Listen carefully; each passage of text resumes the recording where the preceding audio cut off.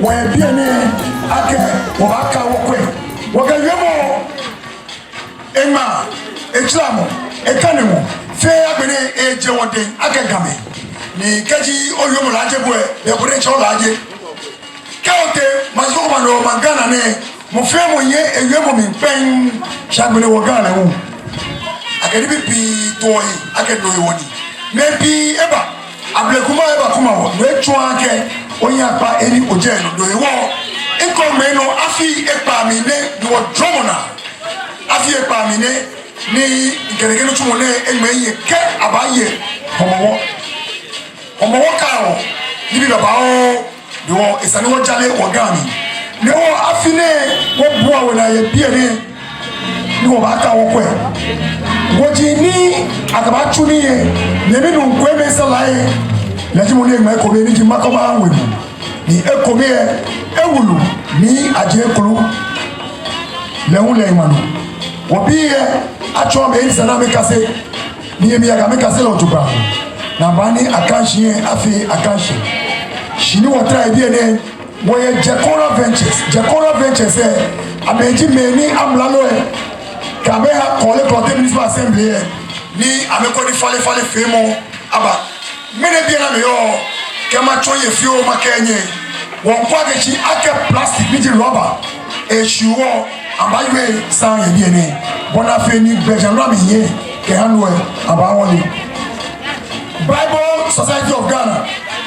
ameke enwome na wa kemeke yintone no ame abi bibla baba o ni ke obi ye ke amenkase ojoba ebaye bu ame ya mejeshire no fe won bibi ni your bibla MTN we there for you was time of MTN wo ya me aflaga ishi ni wakanshi lo lewe amedamo MTN atade ame ifani ya ishi ba mi abongo bi media here noni wo fi of e Switzerland oh shagbere won to yin na geshi wo ye company TV abeke wo yo bi ene kai wo benine na komo ko oscan do kwe o TV no na company TV kejeke ane ambana obana enemy culturally bi wo kusumi ani bi kagbene fale femu no company ke Jekora baga gejibe akole ka koko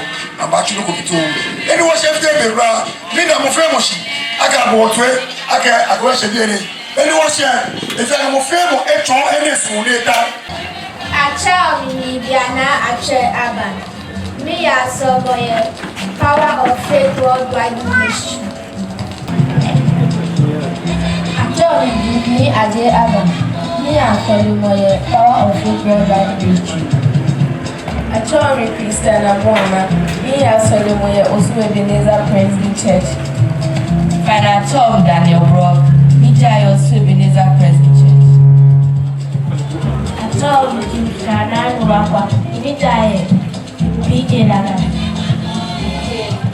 Achori Christian Abona, me PK Dada. Kanembe Jimakyo ati bwa itaye sendana basan kanche. Achọ mi root na Kidona, PJSM Barnabas Anglican Church. Ofina achọ mi Caroline Debo Asaro, PJ Chosen Covenant Ministry. Ofina achọ mi Jaketesi, PJSM Chosen Covenant Ministry. No. Ebanye ya kwenye ile gaba na ayeto kwasi. Efende yo ni tore wa nepwe. Na ayeto kwasi. Yeto ni arago.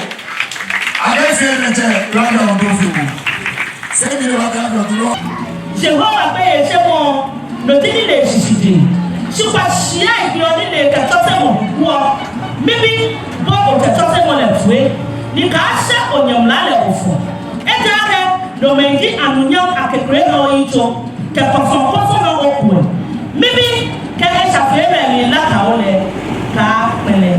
O ba na ne ke male pale ya ba wo le ito ko be.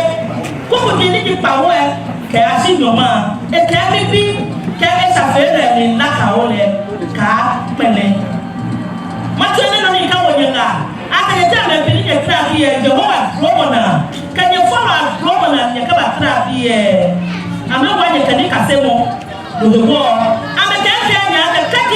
fere mi la kanyele nyeka fi amini nyeka pena waka wabla ya ba swetra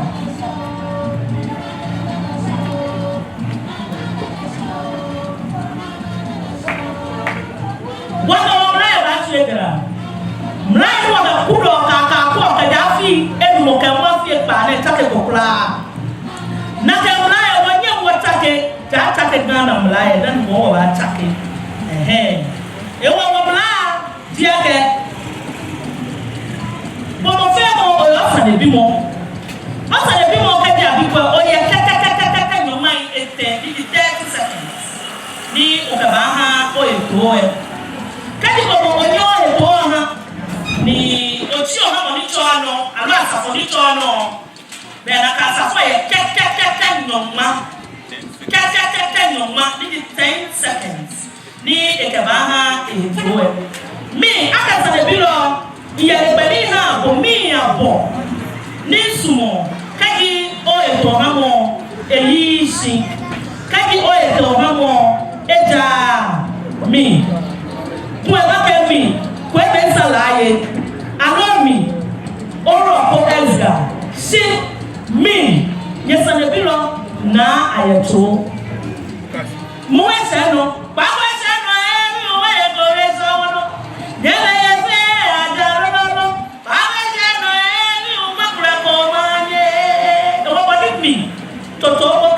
manye boka sibonisi wana kamaji iyo ya kenye wobi osafwa doka ba ene to mi aboni mi habu boni mi sumo na kema habu kaje o heto hamo eyisu kaje ya kwani le drobe wote efe na promo mi obo eno je enti ene de promo mi asante promo eyo le di mo ni ba tambala hawo ato ni aka ni omo ato le owula ni papa doctor atran ti sei ba tambala hawo keke hawo mi abo ni wo ba na nya se na lo ko to ka ko adesisi nya me ya sa for bi ja corner ventures STN won pege kama si bentari tumpani divi tumpani ami da baba baba ko beni ga wata ma amaraba tumpani amaraba nyiri daspa won pe ye hu kemba woni fe woni sisi na tuma na woni Bible Society osu klote sabe droe won pe ye fe won ba ke sisi kan no gbagbe Lot made Abraham chosen generation find etepe ni ale etepe ale bi ko we ka fo emi Saint Barnabas tell the school Saint Barnabas yo ne sa bi mo ba te acho Abraham chata te acho le te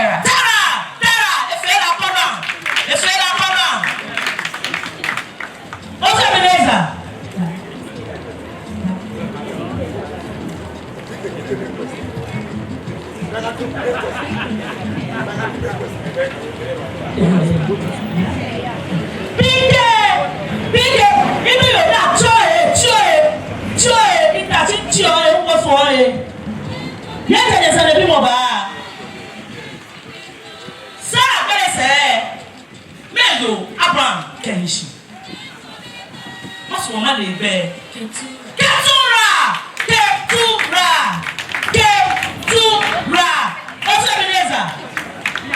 Ochebeneza mara papa la sera fan te ha wa te Abraham di mo pendre ni ha mi dani ma na mo head le kam ni dani ma ne na mo head le kam ni dani ma ne Osu Ebeneza yes e be no sali be de sa fo bi e fe ma pass amon sonasia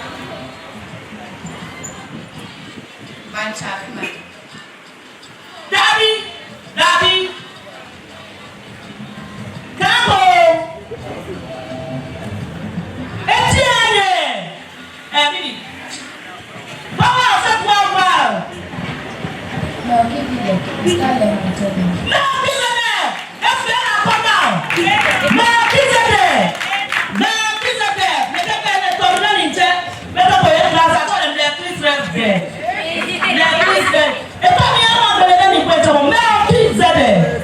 Melchizedek. Powerful.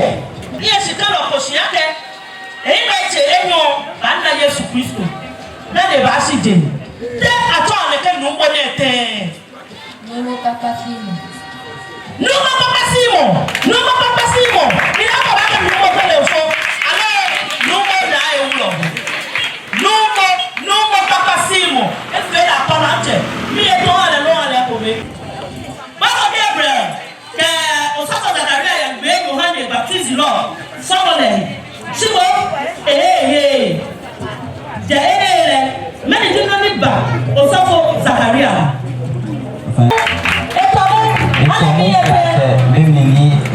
Elizabeth.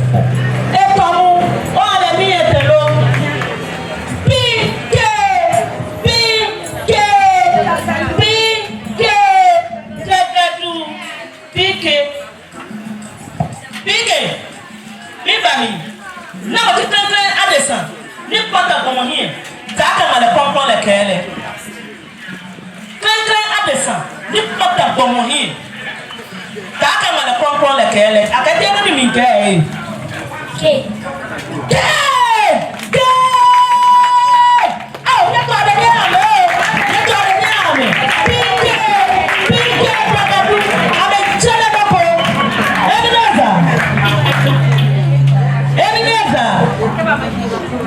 Yite kobe eni eyo pa mo mo le mi yite kobe eni eyo pa mo mo le mi Yiche ohai leu kenyomai enyo kenehu efe one kote press o pese one kote pass o pese ame se fine yite e kobe ai nehu kenyomai nyo kenehu ne ka de ni ame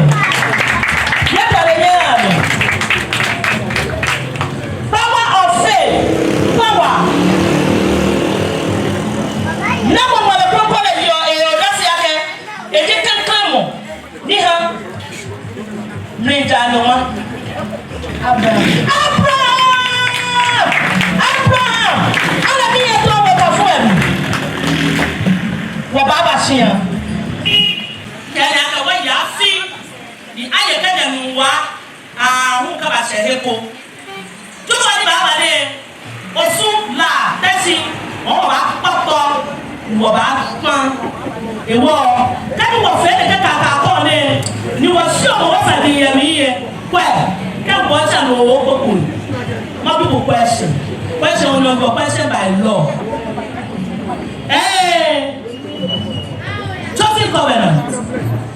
Chelsea covenant yes I be mo ba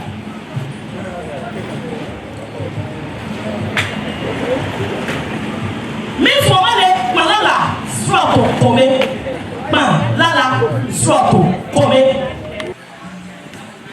Nasoma. Dabi, Bedi, Pan, Son, Pan, Son, Pan. Paso Pan, non mi m'en prie d'être son.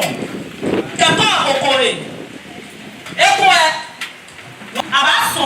kẹ̀kọ́ tó ń àjọkọ̀ yìí bẹ́ẹ̀ ni wọ́n bá kásẹ̀ wọ́n tó ń àjọkọ̀ yọ̀ hàn ìwọ́n bá lẹ́lẹ́ ta àmì nsọ̀ lára kẹ̀kẹ́ káfílẹ̀ ẹ̀ṣẹ̀ kẹ̀kẹ́ akẹ́dẹ̀kọ̀ isusu mọ̀ kẹ́ yìí kẹ́ mi akẹ́ asọ̀pọ̀ lára náà kẹ́ dẹ́mu si ayẹ ìgbẹ́ wọn náà sọ̀pọ̀ lára ní kẹ́ni kò pé fẹ́ nọ́kọ̀ pàpà ní akẹ́dìẹ̀ hàn mi yẹ nyọ́ mi ní sànẹ́bí lọ papa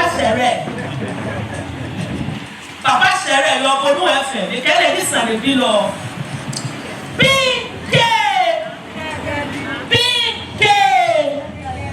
bíkẹ́ mẹ́gbẹ́ lọ bọ́ tẹ́ gàmẹ́ yọ ọmọ wọn.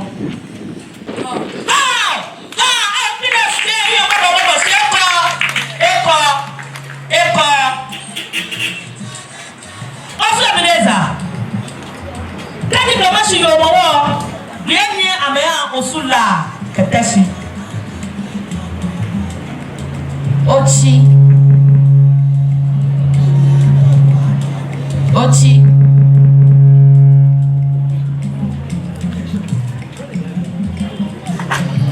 Ochi kẹgbiyete.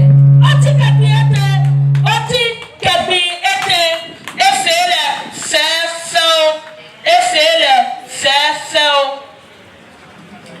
Power of faith. Power of faith worldwide ministry. Wọ́n fẹ́ níbí wọ́n kọ́kọ́ àbẹ́kàkà àtàbùrọ̀ fún power of faith worldwide ministry. Ọmọ wọn bí ẹsẹ̀ lẹ́bi ẹ̀ dọ́mi yẹ kùsù pẹ́ẹ́dẹ́ kọ́ ní àmì fíọ̀ nàkẹ́ kùsù ẹ̀ fíọ̀ mi fọ́ náà pa ọmọ wọn bí ẹsẹ̀ tó tó ẹ̀dá mẹ́ wọ́n yẹ kùsù nkò ní o fíọ̀ amadu nàkẹ́ kùsù ẹ̀ bẹ́ẹ̀. Wọ́n wà lá nyẹ́ ní ẹ̀rọ ní àlẹ́ ẹ̀dá láti bá ṣe ìgbésẹ̀ tófin ọ̀nàdọ́kọ̀ chosen covenant. Kẹ́ni la bẹ ṣí ọ̀kan meditation of you. Àmì wọn àmì ṣí ọ̀pá. Àwọn àmì ṣí ọ̀kan adé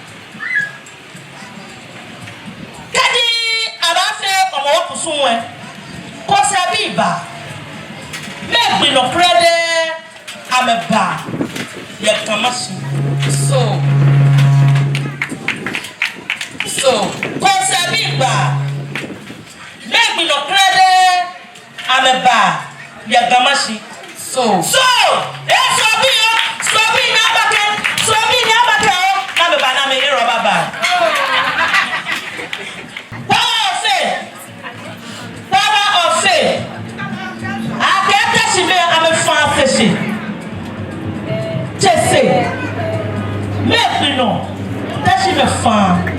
Chese. Baba. Baba! You walk la!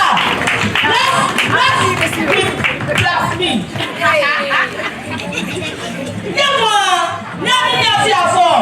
That's me, I'm a fan, Chese. Baba. Ene, ma wa ko kan pe kuku e, abana pe owula ko se. Yóò tọrọ àwọn sísè àwọn onílò náà ayẹ̀tọ́ wáṣí. Dẹ́ni àbájẹ́ sọ́ọ̀sì àwọn èèyàn máa bí ní Jekora Ventures na yọlọ abamase kò ní ìkẹwọ̀n atọ́ yọmọ kúkú ẹ̀. Yo, what's money? Living one man fair. Jekora Ventures Limited. Wọ́n kẹ́ ọmọ yẹn ní Omanye Ablao. Jekora Ventures Limited. Tọmọpẹ́ni Honourable Zeti Tọ́yìn ẹni kẹ́ wọ́n wọ́n jí West Management Company ní Amunaluwe kẹ́ Osukọ̀tẹ́ fẹ́ ẹ̀wọ̀dì akẹ́ ọ̀bákwẹ́ wọ́n ní falẹ́falẹ́ fẹ́ wọn ní wọ́n rí ọ ní ọ̀tá ahẹ́ àkàfí bìí yẹ wọ́n yẹ ọ̀pẹ́ nínú ọ̀fẹ́ àná ayé ewu yẹbi yẹ. Èwo akẹ́kí òye Osukọ̀tẹ́ níjọ alọ́kọ̀tẹ́ kọ́ni alẹ́kọ̀tẹ́ the West Management Company ní Amunaluwe kẹ́ hàmù akẹ́ òkè atúnyìnjí Jekora Ventures Limited. Wọ́n kẹ́jọ́ yọ osu amanjira osu kinkawe osu alata North Ridge Adabraka Asalam Down kàtọ́ bí ẹ̀fẹ́ bẹ́ẹ̀ ni òye ọ̀pọ̀lẹ́ kọ̀ọ̀kẹ́ bẹ́ẹ̀ West Management Company ní ẹ̀sà kọ̀ọ̀kan atúnyìnjí Jekora Ventures Limited. Lọ́wọ́ bá tọ́fà yìí kẹ́jọ́ òye ẹ̀fẹ́ ni wọ́n tẹ̀tẹ̀ ẹ̀ lẹ́ẹ̀mí ni ọkẹ Jekora Ventures sún ní ìpẹ́ bẹ ọ fà ní nánà ní akẹ nọ́ọ̀nì wọ̀tá ọ̀ akẹ ọ̀ akpẹ níbi ẹ̀fẹ́ ajá níbi ẹ̀fẹ́ akyẹ bẹ ọwọ́ ọ̀ ọ̀ akpẹ́fà yìí program ní ẹsẹ̀ kẹ́kẹ́ ọ̀la akẹ ọkẹ Jekora Ventures sún ní yẹ bọ́mọdé ní o tọ̀ ọ̀ sẹ̀ bẹ́ẹ̀ ní ọkẹ bá tún ní bẹ́ẹ̀ ni program ẹ̀ yà náà ọ̀ agbá níbi ìbí ni wọ́n bá dùn níbi ìkòmí ẹ̀ṣin ojú ká wọ́n ká ní ọ̀rọ̀ ní abúlé. Chosen generation.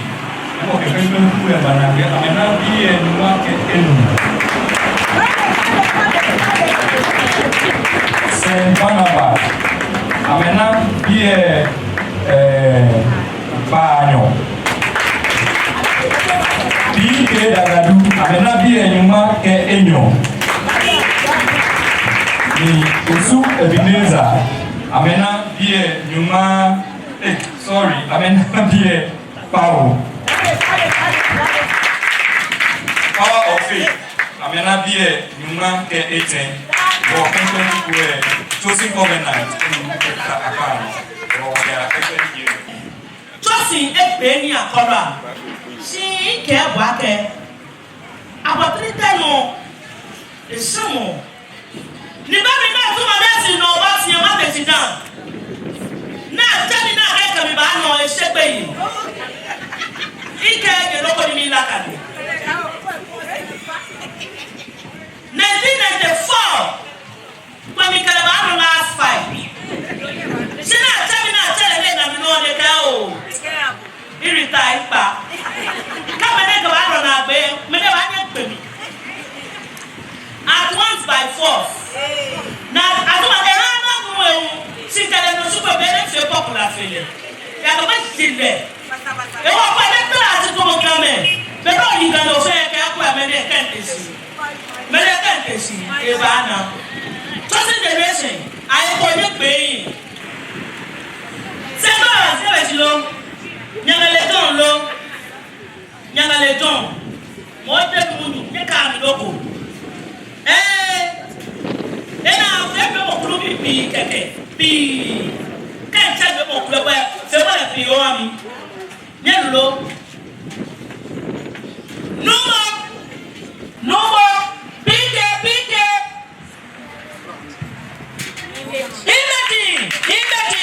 imeti sabi mo lo be mo ati pike dagadu black bi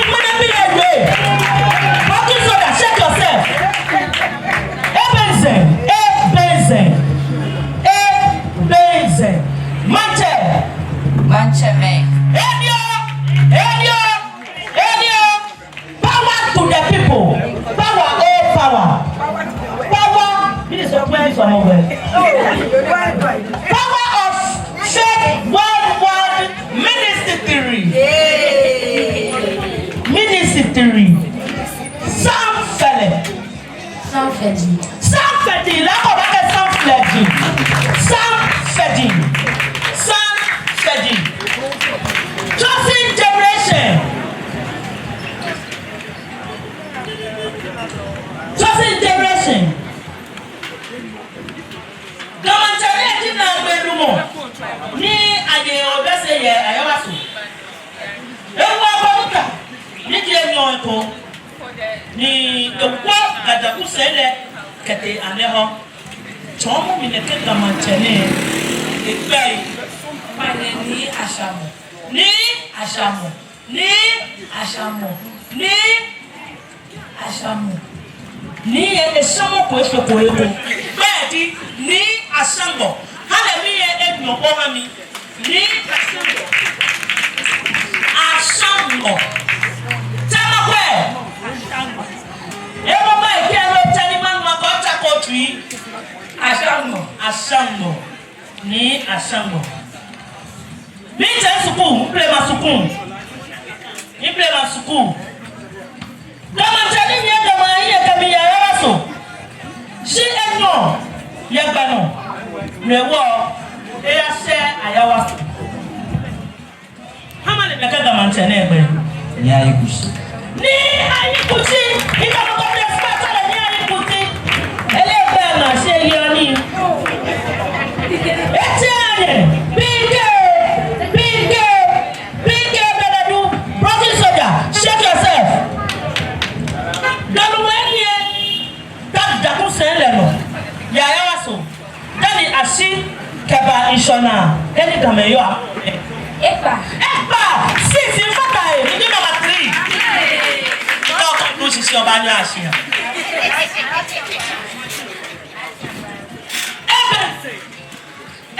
Benzen. Ebenezer. Ye paano. Ala de belaeno, ye ya laeno. Ya manchane ni no. Apo isale yeri ya manchame apodo mo he ko.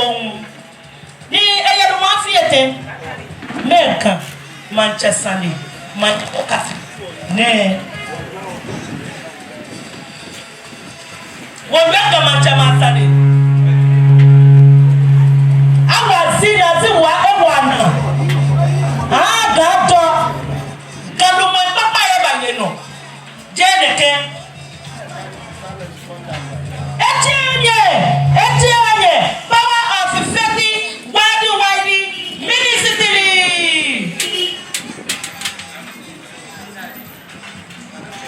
Kama. Ni takitara ni jeni. Ni takitara ni jenyo.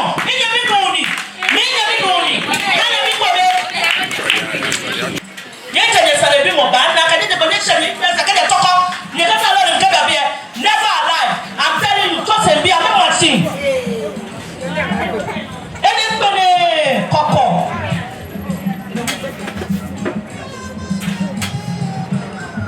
Akagamanyeko, Bayelumo, Nakagamanye, Echonwa, Femi. Akami Yagamanye, Echonwalene, Mambia Fewala, Mambia, I be a guy, from a Komawala Noyaga. That's what the Gamanete. Nada de Akai. Nada de Akai, Mumu, Never touching on your pool. Mumu, talking. Mumu, Osanana Miete, this and Yakaba. Miss Momane, I love it so much for me. Come and chapate, near you know. Amunata. Nije.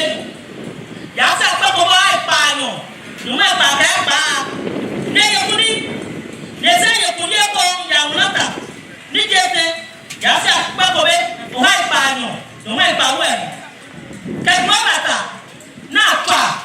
Yasa kwa ipanyo. Nume pa we nije kwe. Miss Momade neke kama chene kwe. Pane ni taki our boy. Dabi.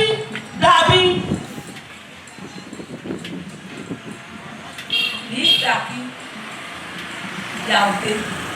Dabi, Etiabo, Barnabas. Ni takitara ni tikaka. Ni taki nous faisons ni servir et venir. Les routes, et dans mon âme, nous ne pouvons pas démentir, aïe, nous ma route. C'est à c'est non. Mais bah c'est, on y est comme bien, ni comme ba route. Ni comme ba route. C'est quoi la base? N'y a que des années plus mon bar. Comment t'allais nous moyen de bris? À cela fait, la police fait point dans le yeli. Ni eyino ache na popai anomanchame ape. Bebe ni esijele MPP mansale yeli kule diogana na. Te acho yeke manchane se ni amugini je. Itamugi no ba we gele ese no yo. Iko ba nyebi nuni. Ni amugi ni amugi ni je.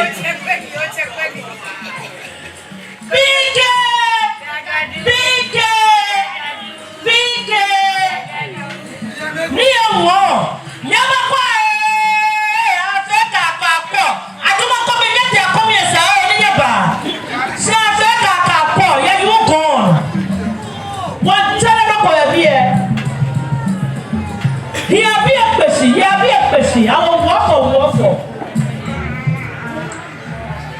wọ́n ní máa kọ́ ní àtọ́ rẹ̀ kùsùn gbòò. Àkàrà mi bá kẹ́ àmọ́múrẹ́ wọ́n hó yẹn yẹ́ rẹ̀ yẹn jí.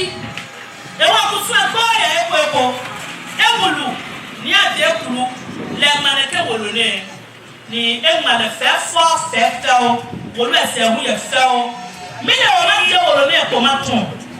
Kwa ni nothing ya wolu ese no kuma piesan mi na shwa ni tele loko ni lelo ne tele ni shwa no ona plante jo kakra jo no ni jo ona yese ene mi ne tun pike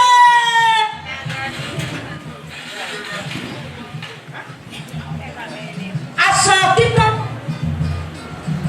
ni akan kita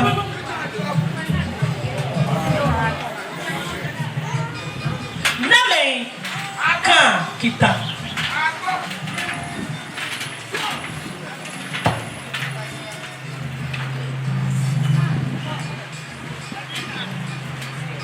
name akan kita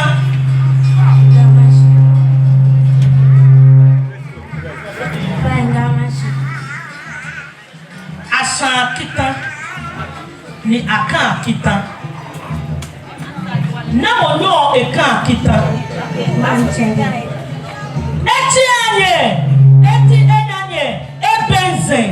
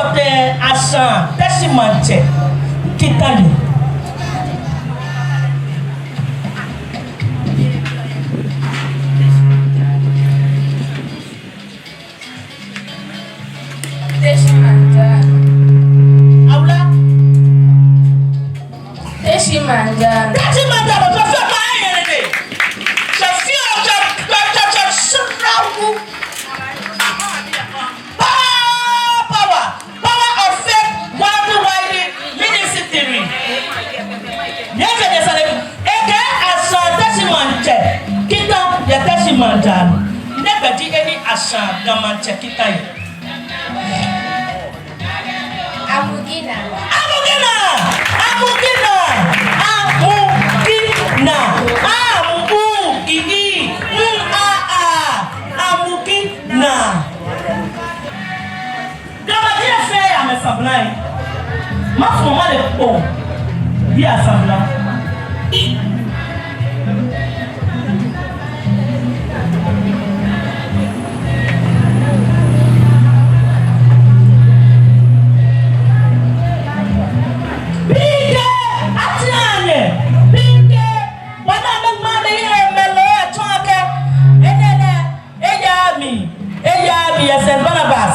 Solomon Chuemi.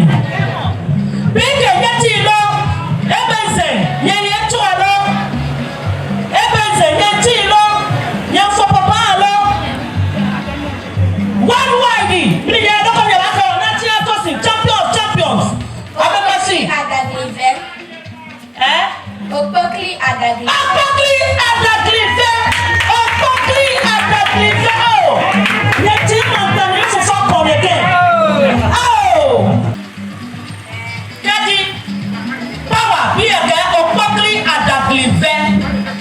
Nyuma sumo akani mtanye fe be ojo su ne awon sume won wa sabla keke ni tu agbo osu wa sabla osu osu me ba na wo osu me wa sabla osu sabla bige ye to ye ya mi pen tanye be se ye ka ba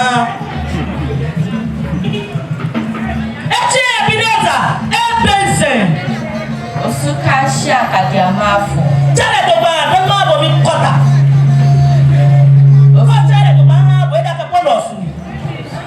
Okasha Kadiamafu. Now, people after obey, also not giving death as she takes one.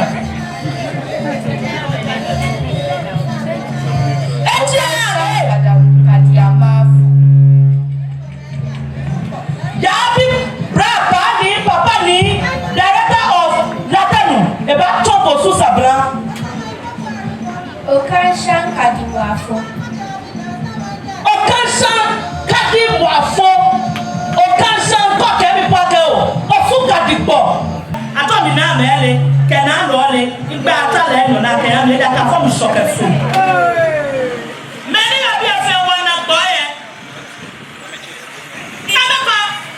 Okanshan Kadiwafo. Okanshan Kadiwafo. Kadi Amwafo. Ofuka Dipo. Iwa awon yin. Efe ye. Ewulugolo e. Kusun po. Wọ́pẹ́ làgbẹ́. Wọ́pẹ́ làgbẹ́ yẹ́nyà ló yẹ hàn mi. Yẹ́nyà ló yẹ hàn mi. Ṣé tẹ̀sí ló tẹ̀ ní abẹ́? Làmọ́ mọ́là. Bẹ́ẹ̀ ni a kọ́ sọ̀rọ̀ sí àyẹ̀ pàtí. Làmọ́ mọ́là. Wọ́pẹ́ làgbẹ́ wọlé. Àtọ́ mi kọ́ lè tó. Báwo àfẹ́? Wadi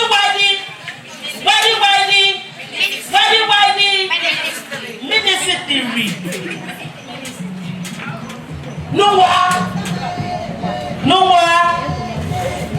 Noah Masabla. Noah Krowa. Anawo Amia. Chale to ba, don't told me, you know. Krowa Anawo Amia. Chale na be, don't told me.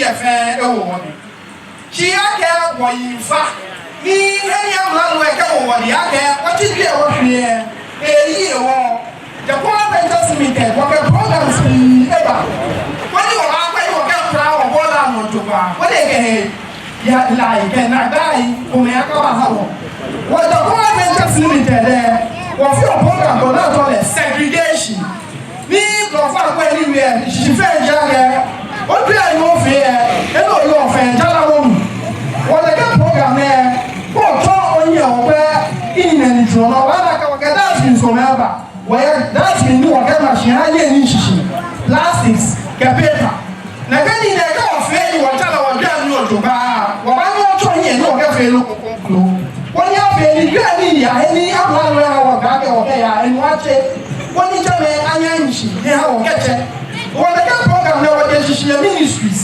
ní ọ̀kẹ́ ní túmọ̀ ìbí tú ọ̀nù agbẹ̀lẹ̀ last year ní di 2017 wọ́n kẹ́ wọ́n ọ̀nà ọ̀bọ̀ ní àjẹsọ wà ní ìdílé of Accra wọ́n fẹ́ partnership ní wọ́n kẹ́ program náà èké basic schools ní ọ̀tún kọ̀ọ̀kẹ́ àlọ́kọ̀ọ́lẹ́kọ̀ọ́kẹ́ bí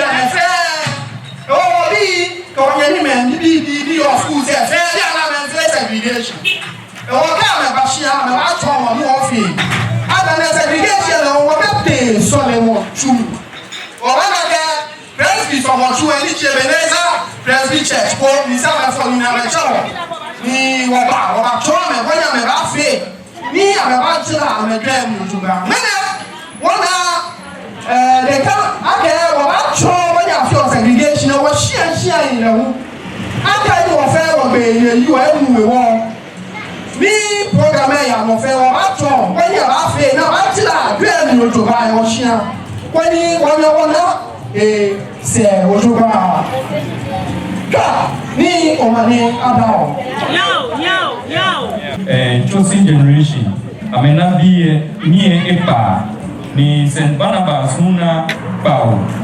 Ike dagadu amena mie pao amekese bana baske dagbe osu Ebenezer enamie lewu the power of faith God ministry amena mie lumai ke ebe amenu ameka ke kuwe yo ene pao to e pao ti chenlele fike dagadu akanye lo mi e pao Sembaba, no le lo mi pa o. Ebenze, ni Joshua Ebenezer, ni lo mi ne hu. Chosen covenant, ni lo mi epa. Power of faith worldwide ministry, ni lo mi nyoma ke etwe. No fe no na ye jele mi da mo sike han no ko. Wa fo ni bi a sune e da mo sike han no ko. Nako krede wana me yusu wofo ana me ke wofo efi ame suna ke kadi ame na ke no nako krede he wo popo eni wo yo wo fio na fio wofo iwa na fi akase suwe nako he wo bele musisi e wo no fero ni wana e da mo sitena noko kadi ona adon le ole adon kene da musike ha maine lakamo ne to ale ni ha do e je ka wa ni e shono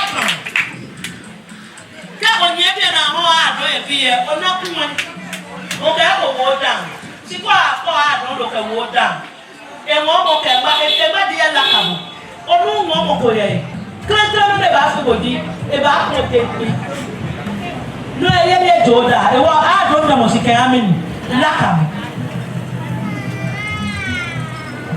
St. Barnabas Puluka oda mo puluka iwa me da lo kon mi o fi oni fe pamo no lo sun o fa ne da mo sha ake me ni be ke wa na me fi o ni fun Dabi, mi ko ba ka po no fe ni fun.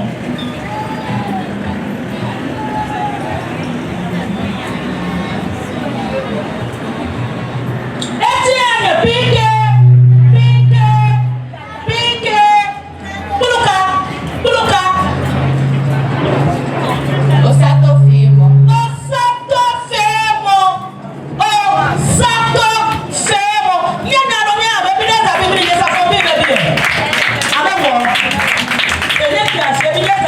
sí o sí ní bí ìgbà. Ebi dàgbà ní ẹbí ẹ lọ. Ọ̀sá tó fẹ́ mọ. Pínkè àṣìnáwó. Yẹ kẹ́ àlẹ́. Àṣìnáwó ẹ̀fọ́dẹ̀ tí a bọ̀ ìsàlẹ̀. Mẹ́ni àṣìnáwó fún ọ̀tá sí. Àwọn ọmọ mẹ́fẹ̀ẹ́ máa tún àṣìnáwó. Nígbà náà èsì bá a nìkẹ́. Ní wọ́n jákè mọ́ mi yóò. Ebenezer. Ebenezer.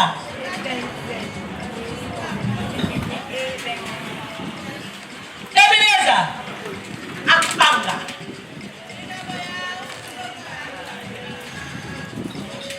Akpanga. Mọ̀bọ̀ní oyè ọ̀rẹ́ àkàìbí òfò. Akpanga yẹ fún ẹ. Ẹ̀ka bí ẹni ẹ̀wọ̀n lọ mi. Wọ́n ní káṣí tẹ̀ ń yẹ kó ẹ̀kọ́ ìlé. Bẹ́ẹ̀ni ló dàgbẹ́ bẹ́ẹ̀ wọ́n ní yọ photocopy. Bẹ́ẹ̀ photocopy bẹ́ẹ̀ tó mọ́ ní fọ́ mi yẹn. Kọ́ọ̀sì mọ ohun lẹ̀ fọ́ mi. Bí lọ́mọ àmẹ́tẹ̀ Ebenezer àmẹ́tẹ̀ yẹn ní àná ní Ebenezer. Ó sún Ebenezer bí ẹ̀sán ní àdúrà ní ọba kó àlọ́kọ́. Àfẹ́ níbí yẹ bí ẹ. Power of faith.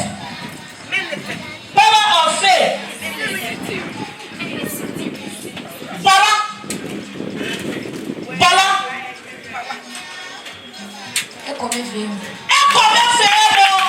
Ẹ̀kọ́ mi fẹ́ mọ́. Ẹni ẹ̀ka ọ̀fẹ́ ní ẹni yọ ọ̀pẹ ìjọ mi ẹ̀kọ́ tún ní ilẹ̀. Ọba ní ọ̀hán ètò. Bọ́lá. Ẹ̀kọ́ mi fẹ́ mọ́. Barnabas. Kàní. Kàní. Favor. Tẹ́lẹ̀ tó bá lẹ́bí lọ bá wà fún. Favor. Transparency. Favor. PK.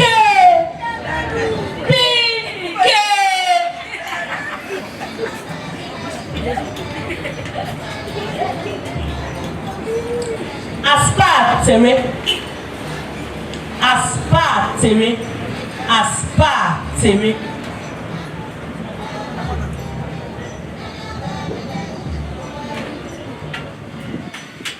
Bini bi atoreke wa se kaka ko ni ye mo fota e wa ni be na sit right there ko an o sinu ese mi.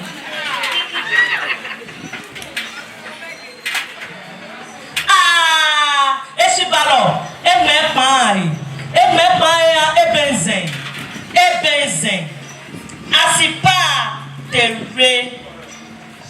Asipa lewatia etia baba ne ba ne fi elo baba ne fi ani ne ko abi ko be ne ka wa ne ka fo mi kaya ne ka fo ne ka wa ne suwa ne wa mi kaya ne aspa le ne be o mo ko wo bo bi e ka wo mi akobi ne ti o ya ne teto ni ani tu ata ne de to covenant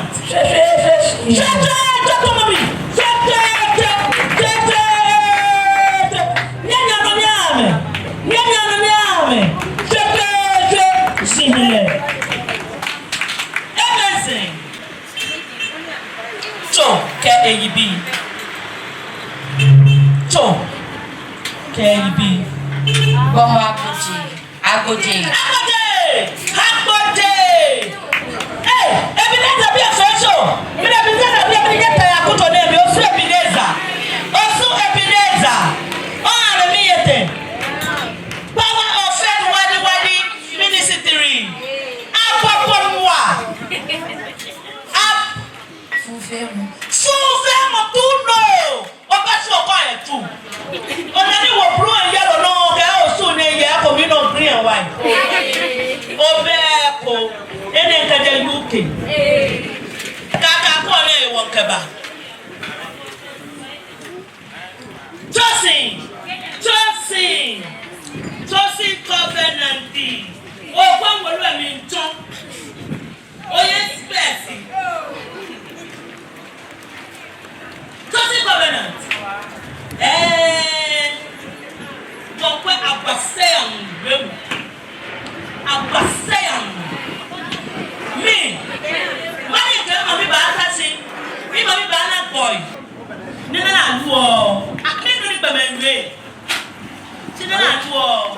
Ni kaya tu ni wo. Inu sisi. Eya ni on to mi ye. Lo be fefe di. Lo wa ka agbasa ni ye. Inu sisi. Sigbene. Ima me na kaya ya kesa. Ikesa. Idwemo e. Wo be le dwemo e je. Wo ka intasi de ba ru e to mi. E ba ka to le tafla che. Ani bona kan lo. Wo ba ko e kan kosa le bi mo na. Ke gba befe. Ke ba to mi sisi. Anoke abo abasa mbe mo e. Akana me sisi mo be fan rewo. Ke ba to mi sisi. Ye se plan lo. Kango be so ni e. Etema au revoir. Ke afi gbemi iya gbemi ya. So ko mo be be na ko. E ba go na do re ko mo e. Ke ko be sa do fe do be ni ma do ami. O ke ko ma mo nche ko si ma ni de. Aga je mo nche di. Barnabas. Ayi mo.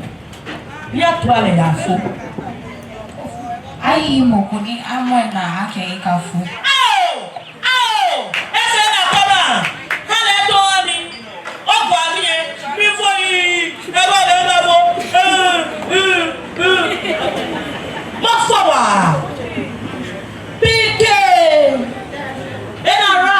Arasafo akawa kome mongo akawa kome neke akamongo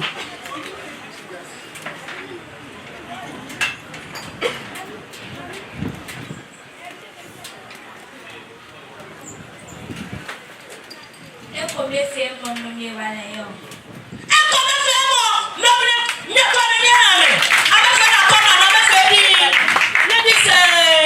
Gentlemen,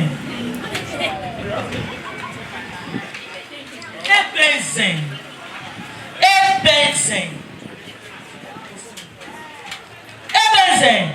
Yes, I be mobile.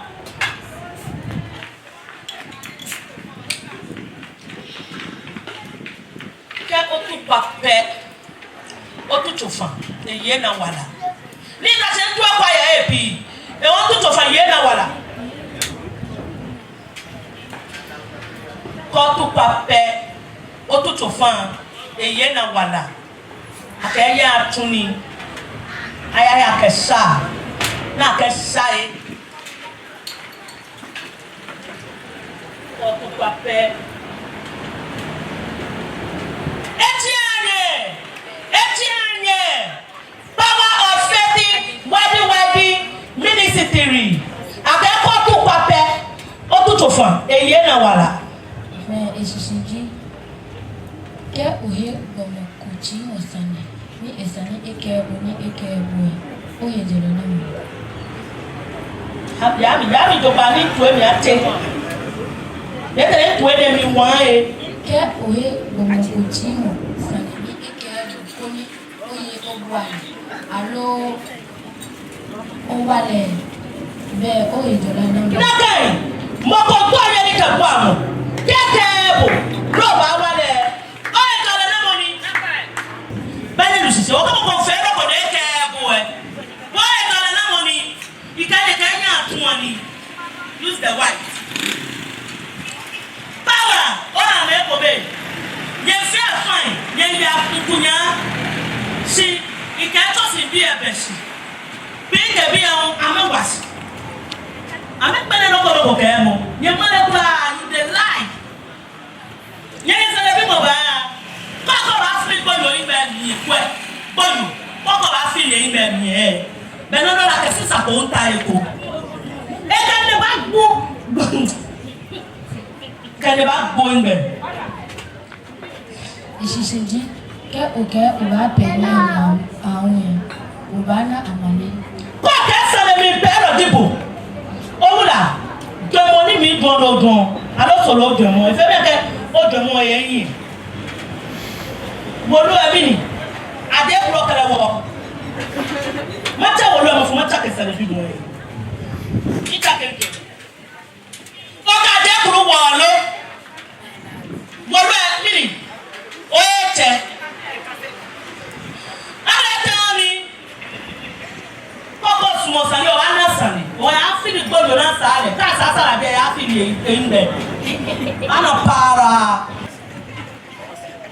mo fẹ́ mo fẹ́ de abidi na abi yẹ abidi take your mind take my mind abidi na abi yẹ abidi wọ́n jẹ́ tí mo fẹ́ wọn kò wọ́n náà tàbí ẹ̀ wọ́n kẹ́lẹ̀ kọ́ kẹ́lẹ̀ ẹ̀ tó bá má tẹ̀ bọ̀ tọ́sí ètò ló kẹ́lẹ̀ ọ̀ kàn lè kẹ́lẹ̀ ló kọ́ bẹ́ kàn lè kẹ́lẹ̀ mo fẹ́ wọn kẹ́lẹ̀. A B D E F G H I J K L M N O O P R S T U V W X. Eti abo, ẹ kọ́ ni ní àlẹ́. Inú ló kọ ẹ̀yẹ mi, ẹ̀wọ̀n náà inú ló kọ ẹ̀yẹ mi. A B D E F G H I J K L M N O O P R S T U V W X. Efe. Barnabas. A B D E F G H O P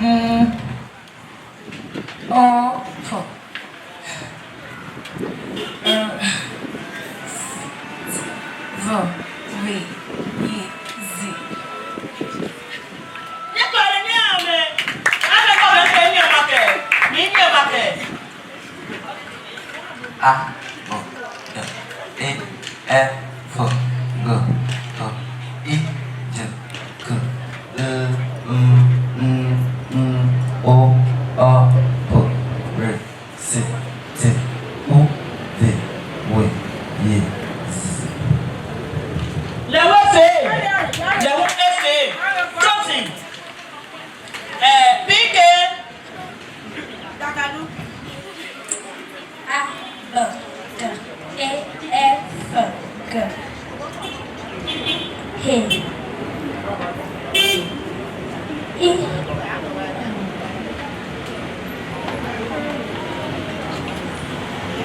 A B D E F G H I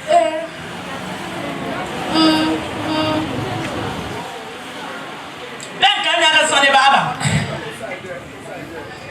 Bẹ́ẹ̀ kan ní akẹ́sọ̀ ní kọ́pa ẹ̀ yóò gbọ́n ọ̀nà. Ibi ẹ̀fẹ́ tó ó gbẹ̀nà.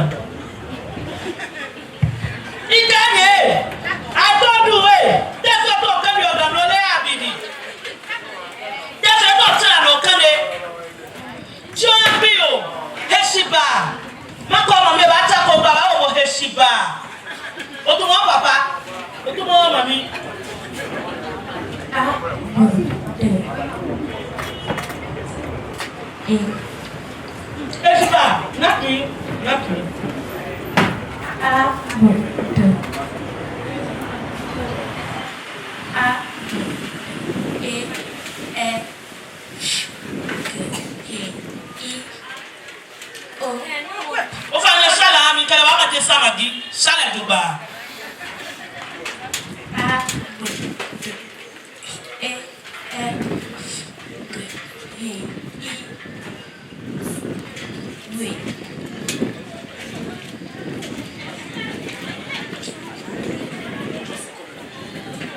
Okay, ebenze. A B D E F G H I J K L M N T U V W Z.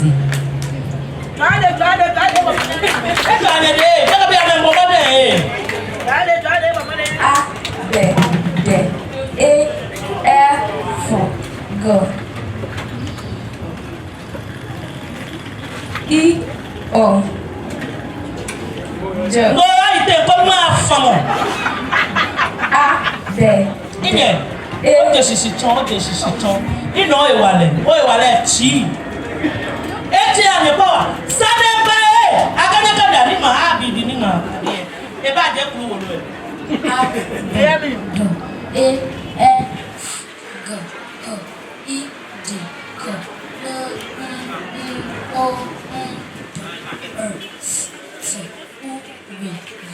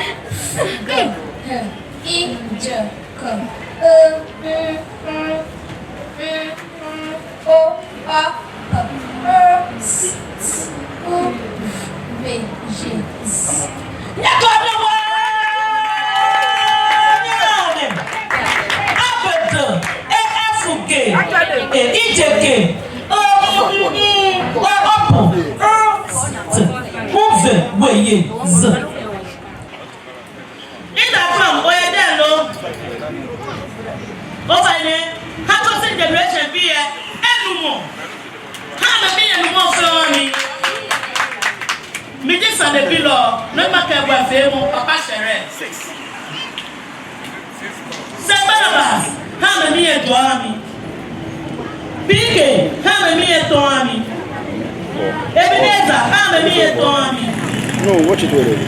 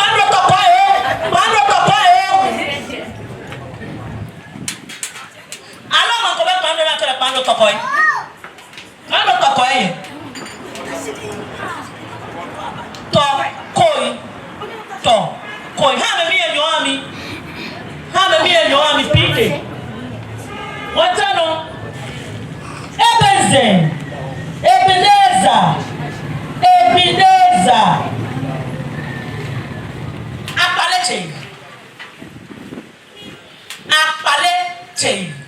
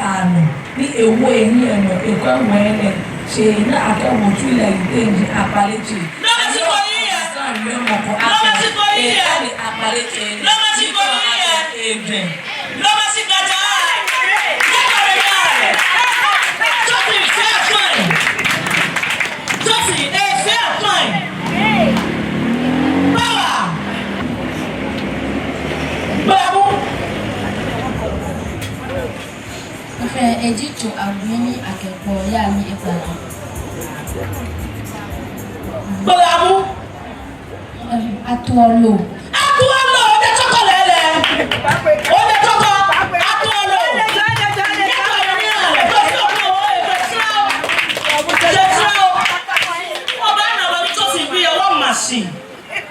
Johnson, Laja. No, you may need Josh. Bobby Lawyer, Bobby Moye.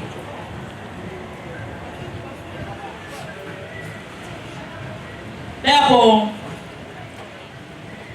Bobby Lawyer, Joshua, I'm a nibi one. Bobby Lawyer, Joshua, I'm a nibi one. If you're fine, you're Punya, if you're not very big. Saint Bonaventure. Saint Bonaventure. Oloto. Benina, next part of Ghana. Yede na fere indomi, Intoma. Oloto.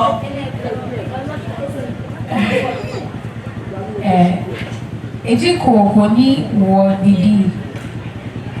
What did you feel me? Ewo didi.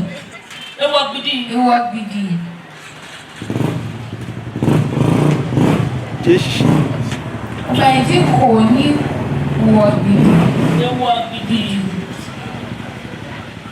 Atia pike.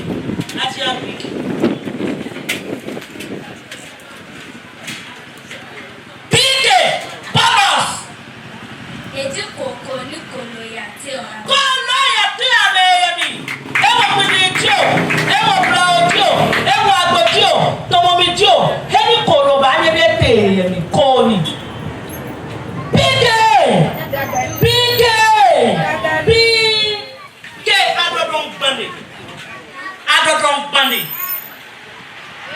Adodo agbo. Tomomi.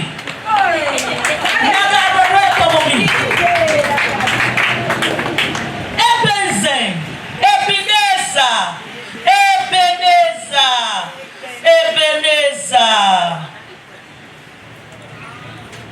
Magbe.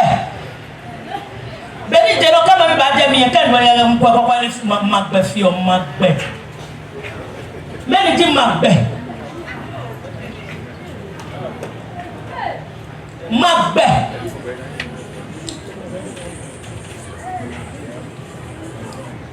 Ebenezer,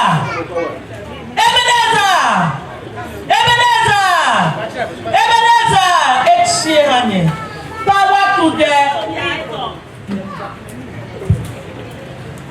mother. Soon Echu. Dabi, Echiehanye. Eji fubi ni akebu onu. Babi eko onu tuene kafe eluyani. Eji fubi ni akebu onu. Eji sudini Akebu onu. Magbe. Ewa bana mi to akebe sudini. Magbe dini yo. Gado no to me na di magbe. Me di ituma. Eji suturu ni akebu olate. Suturu akebu olate. Nakale. Odesia. Mene na me yo olate. Somebody.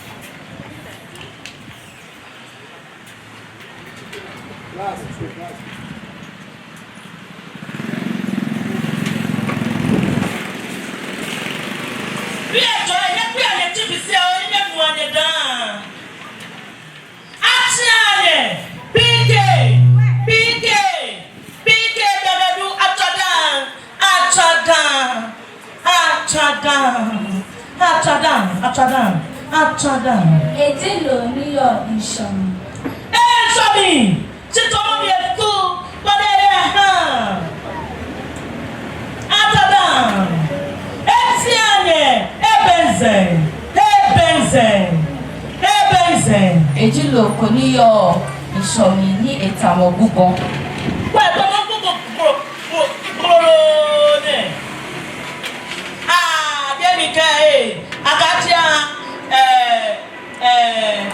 Kọ̀kọ̀. Power of safety YDYD ministry. Ejilo kò ní ìdàgbọ́ àná. Ejilo kò ní ìdàgbọ́ àná. Wẹ́ẹ̀ ní sọ̀rọ̀ ní àná.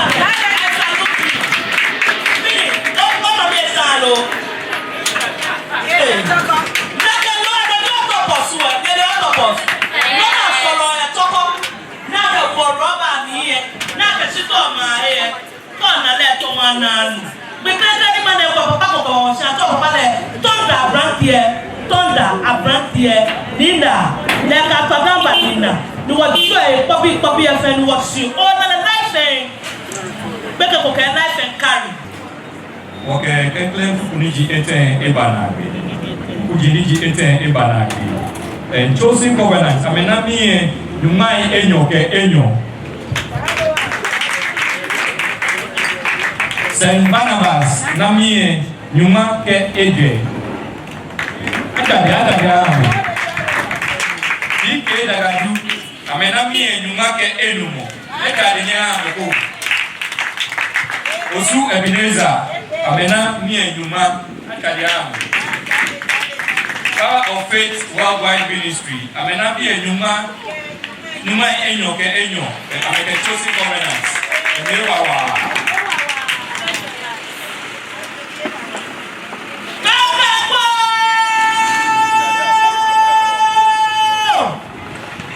Wapakaka kwa fe wada pe. Chosen obanye lo. Power obanye lo. Kuku jini jegbe. Nidi na gbe kuku e. No wakeba. Kalibi mwe. Safla. No keke. Wakawani femo. Baba na gbe. Oula. Kose.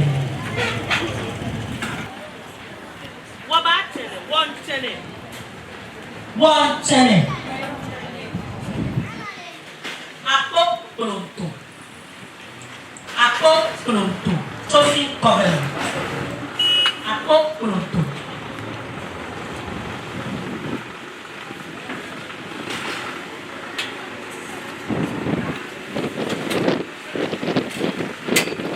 Ako pronto.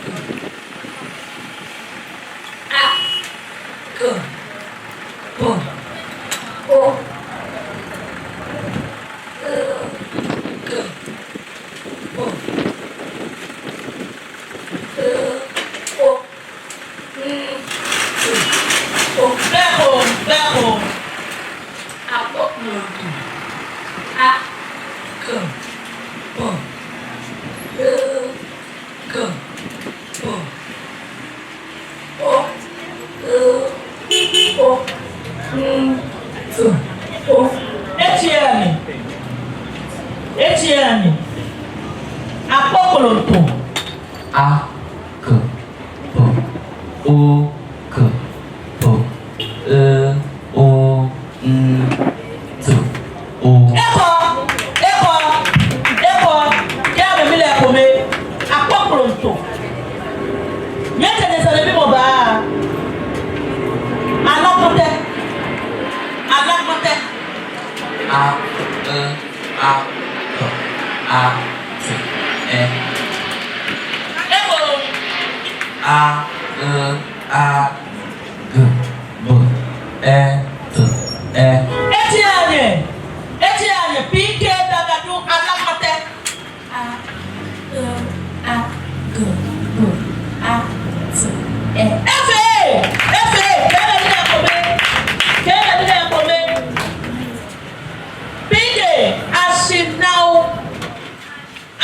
she now.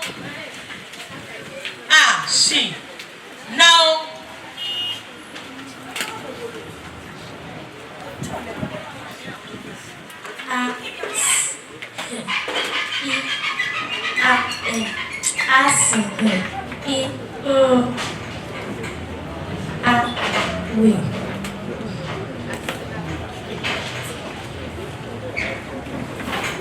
Beko Akobeho and it channel ko mapo So I O Eko So I O Eko Webemi Ashinao yet I said I win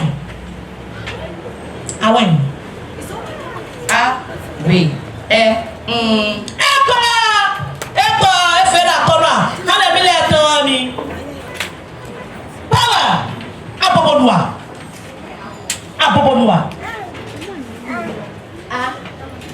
Bo O O A Efe abobonua tuno mako mahan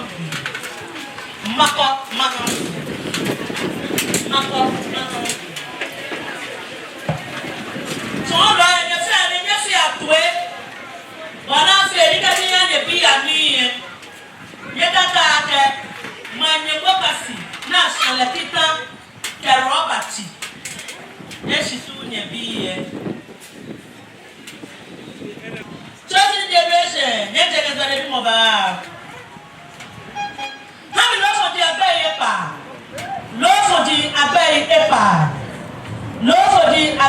ipa. Wọ́n dé ṣíṣí. Mákọ̀ máa ń wè.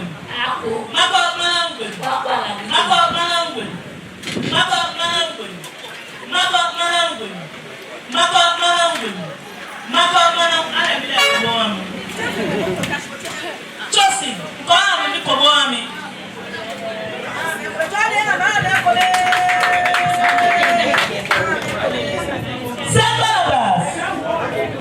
Saint Barnabas.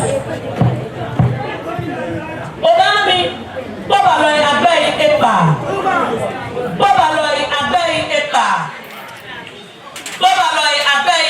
Why go? Mako Manangwe.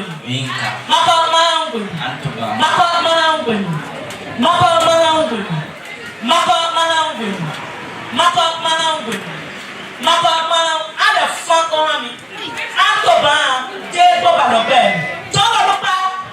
Ofane Antoba, Boba Loben, lo. I will stand by.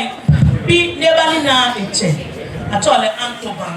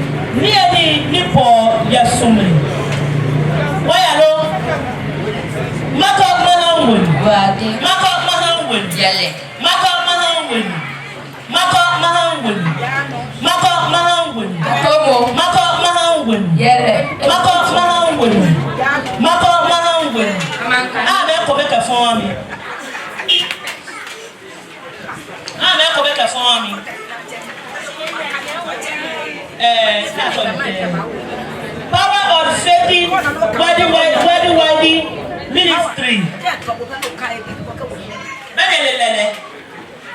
lele nyaba mi mi ni bi epa lele mi ni bi epa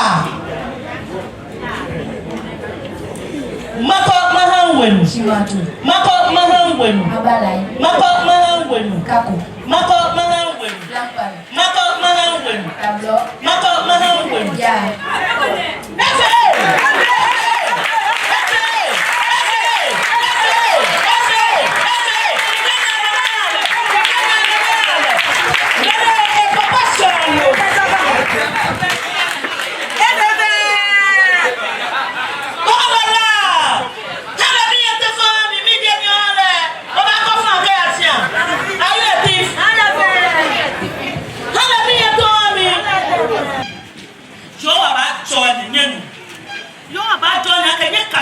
dendeng me wogama ni enyan be ko ka ba se aba po wonwe jabora mawu adoni ko ni dane si son ko ni nyami enu e wa e tikero ko e ke ya sia won fe kaka ko a fe ni bi okaka ko ni fe mu e bana be o wula ko se iwo ba to wo bo ni mo fe mo na we kafu en ko na bene water no yes ba bi ni o to le wa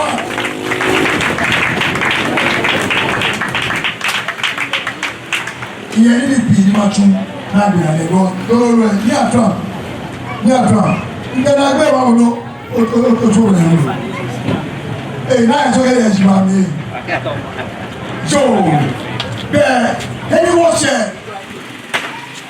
wakashiraba obleje kenkle aka mini bili ni woto e le kenkle to e ibe e ba se kan kwale mo se bi ene o ba ba ki la fe fo ta mo ke ti drama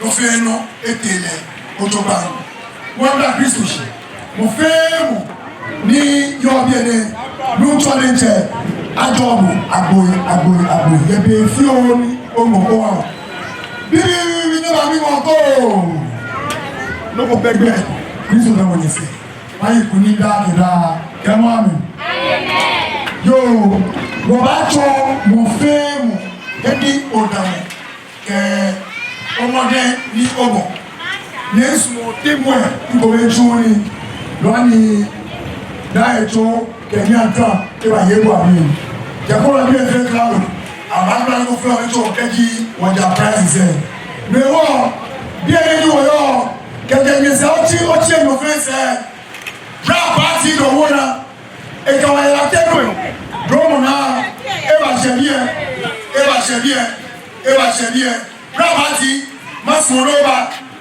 kenkle euro o 300 Genesis, Nagayashia, Lozelle, Bible Society of Ghana,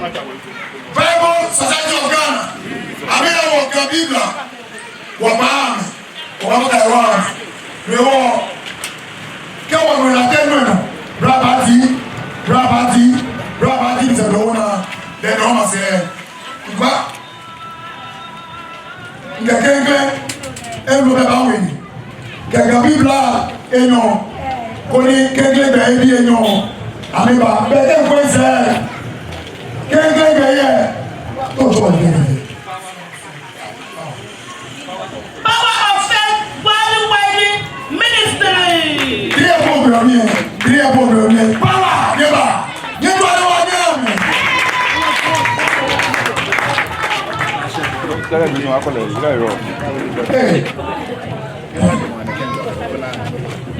Sorry. Carry patient. Yo, yeah. Defend ya. Abe yesterday you watch a big go ba mi. Come on, man.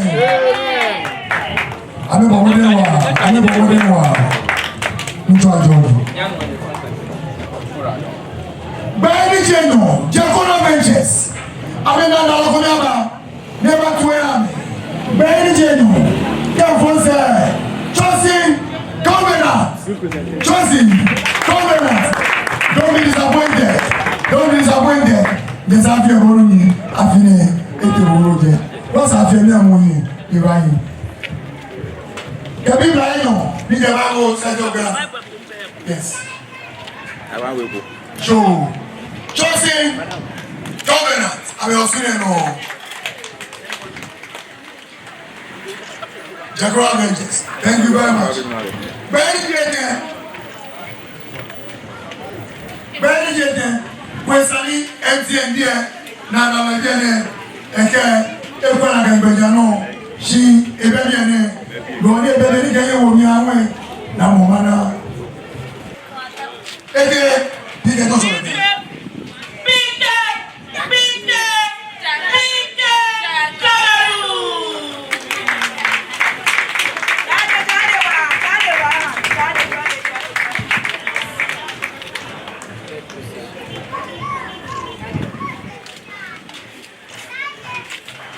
Biggie. Show them back. I go. Smile.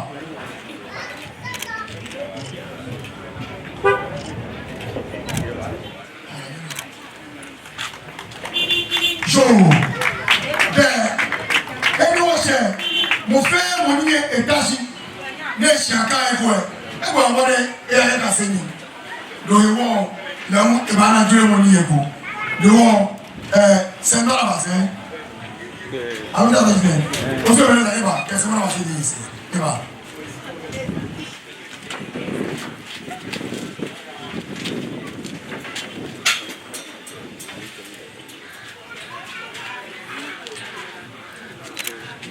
Mami asofu.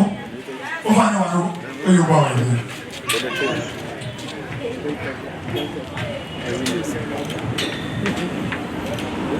Choosing covenant, I'm also going to tell you first, no one. I didn't know for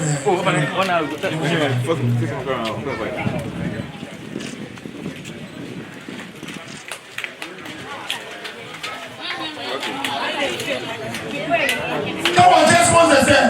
One of the Jacora, MTN, Bible Society of Ghana. She be anywhere, and G, one so well, get your pharmacy when you want to go pharmacy, rep, Bobby, last presentation, Baba presentation, singers.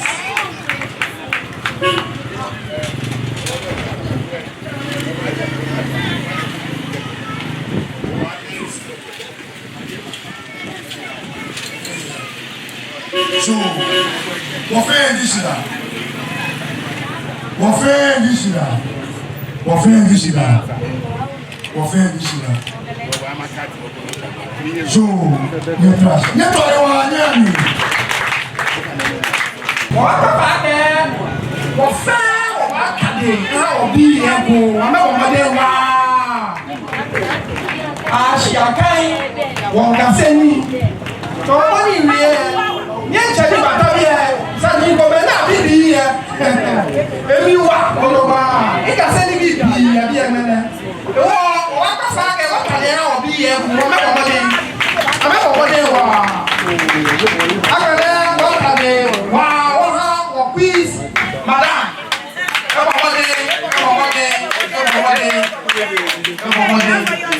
Yo, anyone share about money? Money in China, India, yeah, India more than we are care of actual money about fear. When you actually have no fear, when you want to watch on here, you want to be compliment, get you. And I can Jacora Ventures Limited. What the West Management Company, near our land like a beer or the wall. Where I can get ye a chapel program like me, why I be out of how you have here, why you any people may feel. I Usuba. So when you get out, what a program that the ministerial what at the schools, what at the so much you. They are there over here. Well, maybe you know your more finance. What's money? What kind? Okay, you of your is an she doesn't want my offer the candy bean affair, but I don't know she can do what I do affair, chat, I can't come here. wonye o ka fe no kodo be sa ke o ka e nya mna no e o be ake o ka ya ndo wa ni to ye ri eni o ka ya je me yi boy ha wa be sa ka wo pe ni wa ja la ko la mi o to ba woni wonye wo fe no bo ye ni wonye wo to ye ni wona no ku ka je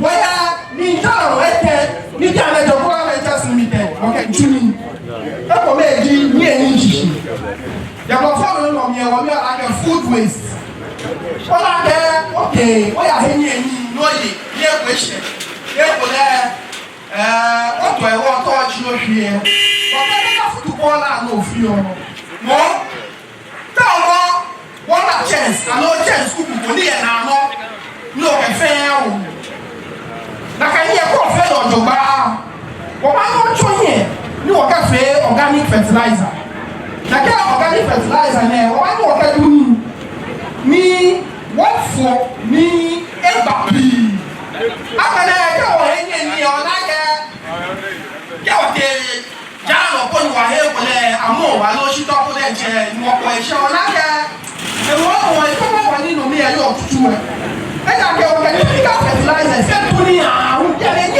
e ko no ba ye ko le je e mo wa na no fe ja ke na ke ni mi ne fe no ba no shi o cho ni o ke fe no ko ko kule wo pa ko na kan be ja lo tu wo ni e ni shishi o ba ni wo cho ni o ke fe fertilizer na no e ko ni e ni e ja ko ma just limited wo e compost plant e ni e ko ya gamachi le ko me yo e ko tema ni fe wo cho ni e ni shishi ni e ni o ke fe fertilizer e wo ni e sa ko ya bi e machi ni wo fe o ni obi e mani apa sile round ni wona woni eyo e ha ene wo ho ye wo je wa nye o ke duni ke o ye shia o ye backyard fi o ko wa no ke duni o ye je no fo mana ese mo bi abele wo ye wo ji lewu ni wo nya wo cho here la fo we mo mi o yo la ke paper waste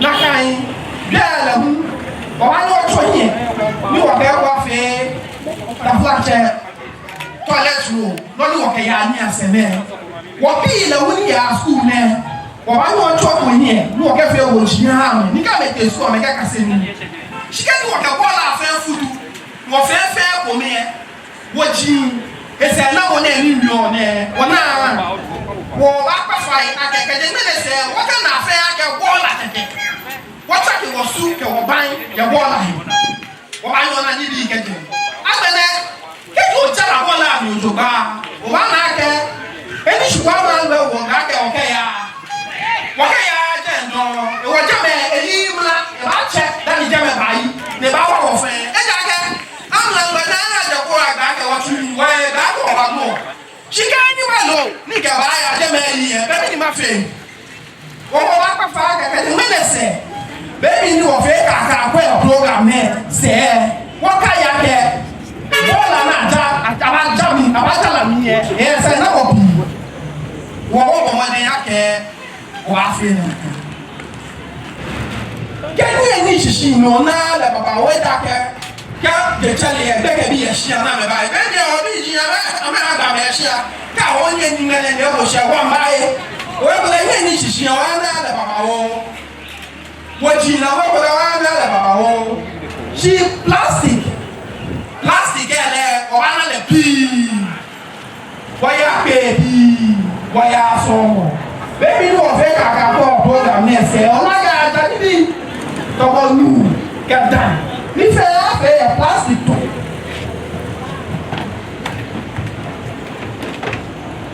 na ke ni bi na se ke o kwa le ojogba ni wa ke futu bola wa ba ni ona ise na mo bi ile aka wa ya men bi ni le ja wa na ke le bi mra gba amenye ro ba agbo ni amenye akutu ani ni amenlo plastics ni twa ke plastic se na amenlo amenya nutu mo ke jeni ta fa ta me ba ho ni ameba nya me na do ofi o e wo plastic ye se na mo bi o na plastic ne ke o ba ni o cho yin ni o ke fe no conclude e ko ji no ni ni e to ni nu no o to le bottle water ne wa ye so ke mi na I specialize no where be la kwa no na ke so engineer fe wo wa yo truck enye no e ko na ke fi plastic chairs ni wo tra no ne plastic tables ni wo na e dey fe ene me ko no wa no truck enye ni wo ke fi na ka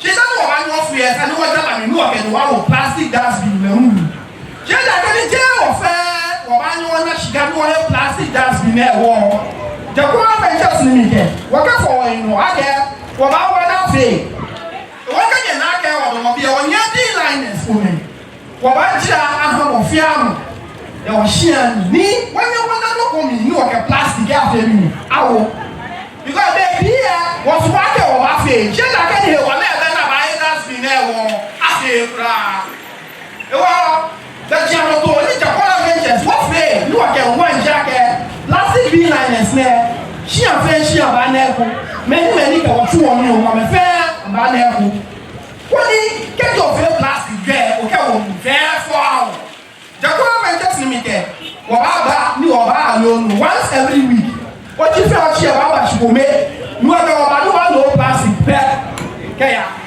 wo he o ya ke bin liners ne ba wa na ba fi wo ko mo ne ke wo ba fi ke onunu eta ne ko le se to pe lo ta oni o jo fo be le mona nyo kwa ke nu ko kra be ni ke e ba she to pe ne ke alo to flo e o ba no nyen no ke e fe bi bio ne ke o hana kẹ̀kẹ́ ọ̀kẹ́ wo plastic bin liners ẹ̀ kẹ̀kẹ́ alo ọ̀bùnà Christmas ọ̀yọ̀ àbọ̀ ọ̀bùnà kẹ̀kẹ́ ọ̀kẹ́ wo yóò ọ̀bẹ problem ewọ́ nàkà ìjọba ẹ̀kọ́ wà á fẹ́ lẹ̀ kẹ́ ẹ̀ fẹ́ bẹ̀ lápànyà fẹ́ vọ́ọ̀tì kò specialize wọn pẹ̀fẹ́ wọ́n ní jí ẹ nàkà ìgbẹ́jà mọ̀tò náà yọ ọba gbélé nà kẹ̀kẹ́ ọ̀nyẹ̀ nọ kẹ̀kẹ́ fẹ́ tẹ́tẹ́rẹ́ bíbí o kẹ̀kẹ́ onye oguna kẹ̀kẹ́ ọ̀kẹ́ ọ̀hún bọ̀wọ̀ wá jẹ́ kẹ́ nínú ọ̀fí ọ̀lẹ́nẹ̀kẹ́ ní ọ̀kẹ́ tọ́ ọ̀wọ́ mi nàkà kẹ́ òfin ẹ̀lẹ́nẹ̀kẹ́ ọ̀wá nà kẹ́ fẹ́ tẹ́tẹ́ ẹ̀wọ̀ bíi báyẹ̀ yàbí láì náà mi dání ìbáyí kẹ́ wà lẹ́nẹ̀kẹ́ yìí wọ́n fàtọ̀ ní akẹ́ wà ní wọ́n lò plastic bẹ́ẹ̀ bí ẹ nínú ìgbà kẹ̀kẹ́ fẹ́ bá náà kẹ́ o kẹ̀kẹ́ bá pàgbé akẹ́ wọ́n bá ní wọ́n lò bíi ṣìkọ́mẹ́ kẹ̀kẹ́ alẹ́ wọ̀ fi ọ ẹsẹ̀ ẹbàṣẹ náà mọ̀ bí. Abẹ́lẹ́ bẹ̀kọ́mẹ́ ẹ̀ka ọ̀yẹ̀ ní ìwọ̀ta ọ̀sùn sweet after meals. Wọ́n bá ní ọ̀yẹ̀ tọ̀ mí nà. Bẹ̀kọ́mẹ́ Nàìjíríà kò bẹ̀ bá ẹ̀ plastic bottles kò máa mi tọ́ wọn kẹ́. Lọ́nà ìyẹn yẹ bí ẹ bẹ́tà mọ̀ ọ̀tá ló gíní sí àwọn ọ̀tẹ̀ ẹ̀kọ́ rẹ̀. Wọ́n kọ́ nù dáa ní yọ̀ mí ẹ̀ tán. Nàkàgbẹ̀jẹ̀ nà tó ẹ̀ náà ní ọ̀kẹ́ hàn tọ̀ mí nù ẹ̀ ọ̀bá yẹn nù. Kẹ̀kẹ́ fẹ́ tẹ́tẹ́rẹ́ kẹ̀kẹ́ wọ́kẹ́ wò plastic bin line àmì bàkàlì. Nẹ̀kẹ́ jígbẹ̀dà mọ̀tò ní Jekura Ventures wọ̀n náà kẹ̀kẹ́ wọ̀ fẹ́ wọ́n tàbí àdúrà ní ojúbà ọ̀wá ní wọn náà kò kẹ́jẹ́. Agbẹ̀nẹ̀ náà gbé ẹ̀ jẹ́ wọ̀ fẹ́ wọ̀ wá náà ṣìkà ní wọ́hẹ́ tọ̀mù àlọ́ plastic bottle water ẹ̀fọ́. Wọ́n jẹ́ ìmẹ̀kùnrin wọ̀ ìwọ̀n lẹ́wọ̀ àṣẹ pure water rọ̀bà. Alo pure water. Ẹnẹ bẹẹbi ọba náà yà kutu ẹmí akẹ ẹdẹni ọgọ tàn ẹka bẹyìn sísè ẹnẹ wọ bí yẹn nẹkẹ ọba afẹlẹ kẹsì ọlùmú ẹ tàn lẹba ṣe pure water rọba ọba náà kẹ kó ọgbẹdẹ pure water rọba ọba náà kpakọ yẹ tẹ ẹnìkẹ ẹfi ọtọmọnọ ni jara rọba ẹnyọ n'aka anyị gbaa anyị ka tee ya ịka aka efulo afọ ya ka ọ banye oche kọọchi ya ka ọ gbila ka afọ ya ka ka daa nike nígbà nàfẹ ní ní ọyọ ọsẹ ẹnyẹ náà ló yẹ náà yóò nẹkẹ ọba afẹlẹ ọba nkyẹ ọba n'aka kpakọ yẹ tee lóni di lóni nkyẹ náà kẹkẹ ọkọta yẹ wọta rọba tọmọ lóni. Ọkọta saa kẹkẹ fìyẹ tẹtẹrẹ kẹkẹ ọsà ọkọta lẹ ẹkpìtì ọlù kọ ògbè náà kẹkẹ ọjẹ kọ ọyọ ní ọtẹ fẹẹ kẹkẹ keke dia de roba tie no che o ke ba fi keke on po jogba ka ogbena pe keke bi line ha no ke ha mo e o ke hu go se de ke e ba wa ko ni last bi line ha no ke ha mo e eche dani e ba yi e da ke plastic bi line na ijlawa she da ke ni ka ko Avengers Limited de ka wo di wa ko ba wa ko ni fale fe mo ye ko de no di aye mu e wo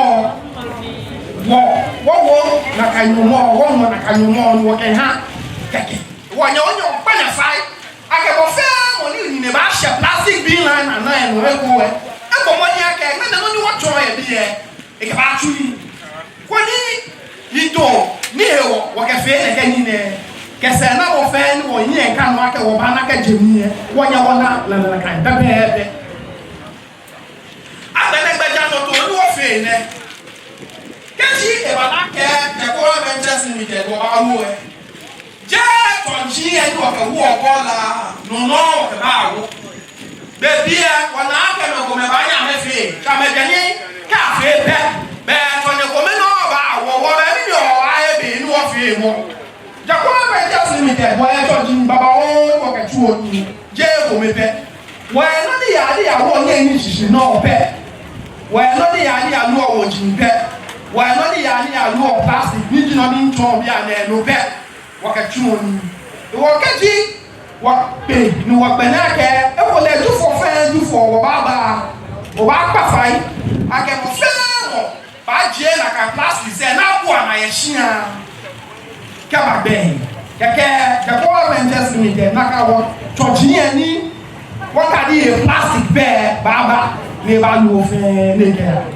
wo ba behind it ne what kind of job because ka kwa no job pe o ba na ka be ya ba han bi go le ke ni aka plastic ba o ni wona se na mo ke ka ke fe no ko ko alo o te ha me go klu me o ba ka fai ke de me se ke ya bola ni o ba fe e se na mo wa ka ni ke ni to ne ba ake nya ba mo mi nya wa wo wọ́n dà company jí wọ̀ wọ́n bá ní wọ́n fẹ́ wọ́n fa ní wọ́n kẹ́ wá kí wọ́n dé wọ́n bá wọ́n nyẹ́ wọ́n fẹ́ ní túmọ̀ ní túmọ̀ yà fẹ́ wọ́ ẹ̀wọ̀ wọ́n ni màá bí yẹ wà wọ́ wọ́n ní wọ́n fẹ́ nítorí ká wọ́n yẹ akẹ́ wọ́n bá ná kẹ́ jẹjọ́ ẹ̀ ní ẹ̀ wọ́n yẹ wọ́n nà lẹ́nu kan pẹ́pẹ́pẹ́ ọwọ́ plastic waste segregation yẹn mẹ́nẹ̀ ọtún rí ìwé bí ẹ̀ náà wọ́n jẹ ṣiṣi ọ̀nà ọ̀pọ̀ zẹ́ẹ̀tì wasu asane wa shuwa waka ya haiko ko shibeli no no ko chewa ko na ka no wonya waka ka wo ba wo pa de fai nya ka ya no mo za ti ni ashi wo ko mo de ni wo mo mi ko ni no fe no aya no ojuba waka je bi e wo ba ya shia ni mo aja place se ko ni o fe wo mo mi wo ka chu ha ko ni o ma ni